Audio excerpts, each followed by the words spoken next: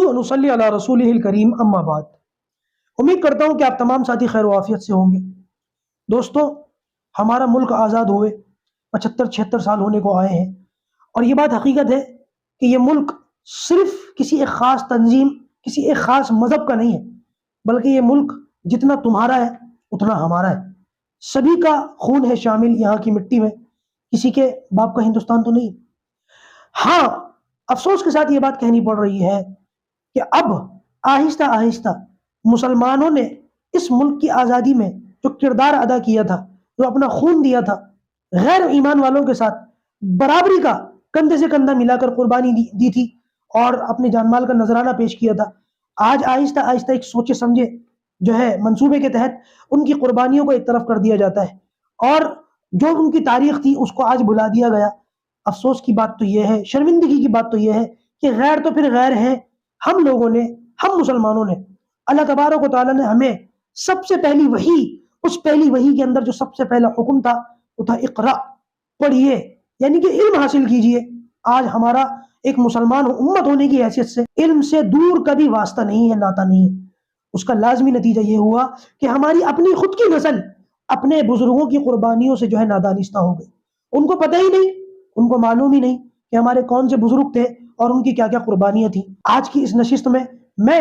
اسی آزادی کے حوالے سے ہمارے بزرگوں کی جو تھوڑی بہت قربانیاں تھیں مختصر طور پر ایک ایک کر کے ان کو رکھوں گا، تاکہ ہمیں پتہ چلے کہ ہمارے بزرگوں نے کب کب اور کیسی کیسی قربانیاں دی ہیں۔ سب سے پہلے سال 1757 کے اندر سراج الدولہ نے انگریزوں کے خلاف باقاعدہ جہاد کیا، مقابلہ کیا، البتہ اپنے ہی گراتے ہیں نشیمن پہ بجلیاں، میر جعفر کی وجہ سے، اس کمبخت کی غداری کی وجہ سے ان کو بہت بری طریقے سے شکست ہوئی۔ اس کے بعد 1782 کے اندر میسور میں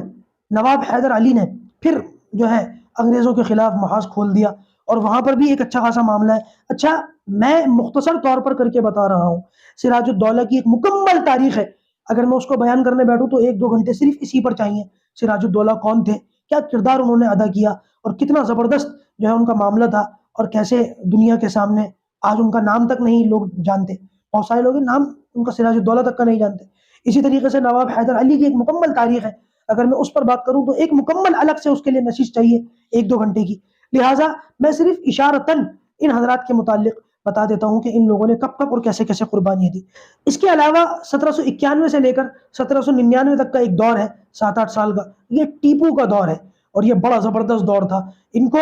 کہنے کو تو شہر میسور کہا جاتا ہے، لیکن اگر مجھ سے پوچھے، اور میں عقیدت سے نہیں بصیرت سے یہ بات کہہ رہا ہوں کہ یہ بندہ شہر میسور نہیں بلکہ شہر ہند تھا۔ جب 1799 کے اندر انگریزوں نے ان کے اوپر باقاعدہ حملہ کرا ہے، یہ کھانا کھا رہے تھے، کھانا چھوڑ کر کے مقابلے کے لیے نکل گئے، اور وہ بڑا مشہور جملہ ان کی زبان سے نکلا کہ گیدڑ کی 100 سالہ زندگی سے شیر کی ایک زندگی جو ہے بہتر ہے۔ ان کے اوپر پیچھے سے حملہ ہوا اور شہید کر دیا گیا۔ اتنا زبردست رعب تھا ان کا انگریزوں کے اوپر کہ ان کے شہید ہونے کے باوجود بھی انگریز بہت دیر تک تو ان کی لاش کے قریب نہیں گئے۔ لیکن جب انگریزوں کو تسلی ہو گئی کہ ٹیپو شہید ہو گئے ہیں، اس کے بعد انگریزی فوج کا جو بڑا چیف تھا، لیڈر تھا، اس نے یہ بات باقاعدہ کہی، اب ہندوستان ہمارا ہے، اب ہم اس کو تر لقمے کی طرح کھا جائیں گے،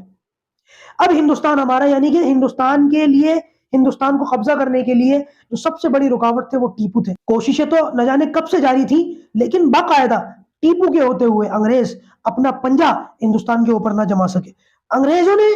ٹیپو کی شہادت کے بعد ہی باقاعدہ اپنا پنجہ ہندوستان کے اوپر جمایا۔ اس کے بعد بھی وقفے سے مسلمانوں کی طرف سے بھی، غیر مسلموں کی طرف سے بھی ان لوگوں کے خلاف محاذ کھلتے رہے، جیسے کہ شاہ عبد العزیز نے باقاعدہ فتویٰ دے دیا تھا، یہ جو حکومت ہے، انگریزی حکومت، بڑی خطرناک حکومت ہے۔ اب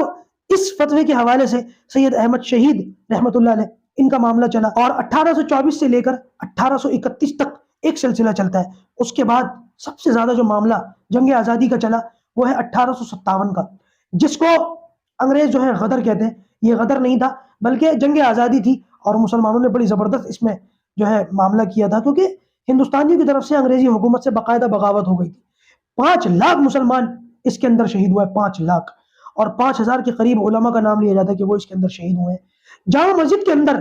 ایک ایک دن کے اندر نہ جانے 40 علماء کو لایا جاتا تھا، خنزیر کی کھالوں کے اندر بند کر کے ان کو زندہ جلا دیا جاتا تھا۔ درختوں کے اوپر علماء کی لاشیں پھڑک رہی ہوتی تھی، اور عالم ہونے کی نشانی یہ تھی کہ جس کے سر پر ٹوپی ہو، چہرے پر داڑھی ہو، بس وہ عالم ہے۔ آج کے دور کے اندر بھی ٹرینوں کے اندر دیکھ رہے ہیں نا، ٹرین کے اندر، مسجد کے اندر کیوں مارا جا رہا ہے؟ اس کا حلیہ دیکھ کر کے، اس کو مسلمان سمجھ کے مارا جا رہا ہے۔ انگریز بھی یہی کام کرتا تھا۔ اس کے بعد 1905 کے اندر شیخ الہند حضرت مولانا محمود حسن دیوبندی رحمۃ اللہ علیہ، انہوں نے باقاعدہ تحریک ریشمی رومال شروع کی۔ تحریک ریشمی رومال کا مطلب یہ تھا، میں وضاحت تو نہیں کر سکتا، حالانکہ اس کے لیے الگ سے وضاحت چاہیے، لیکن میں اشارتاً کہتا ہوں کہ تحریک ریشمی رومال، اس کے اندر رومالوں کے اندر کچھ پیغامات جو ہے ان کو لکھ لکھ کر کے، یعنی کہ جیسے سوئی دھاگے سے ہم کوئی چیز پیروتے ہیں، اس انداز میں پیرویا جاتا تھا کہ اس پر باقاعدہ پیغامات ہوتے تھے، اور اس میں کوشش یہ ہوتی تھی کہ انگریز دشمن طاقتیں ان کو کسی طریقے سے ورغلا کر ہندوستان کے اوپر حملہ کروا دیا جائے، تاکہ انگریزی حکومت کے اوپر جب باہر سے حملہ ہوگا تو اندر سے ہندوستانی بھی انگریزی حکومت کو